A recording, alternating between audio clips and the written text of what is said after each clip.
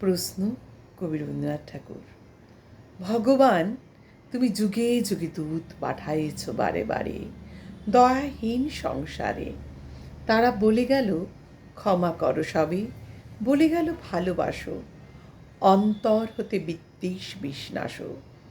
বরণীয় তারা, স্মরণীয় তারা, তবুও বাহির দ্বারে আজ দুর্দিনে ফিরানু তাদের ব্যর্থ নমস্কারে। আমি যে দেখেছি গোপন হিংসা কপট রাত্রি ছায়ে হেনেছে নিঃসহায়ে।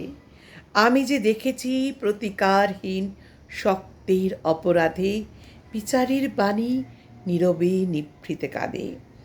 আমি যে দেখনু তরুণ বালক উন্মাদ হয়ে ছোটে, কি যন্ত্রণায় মরেছে পাথরে নিষ্ফল মাথা কুটে।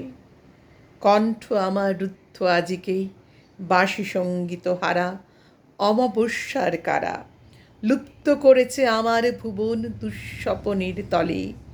তাই তো তোমায় শুধাই অশ্রু জলে, যাহারা তোমার বিষাইয়াছে বায়ু, নিভাইয়াছে তব আলো, তুমি কি তাদের ক্ষমা করিয়াছ?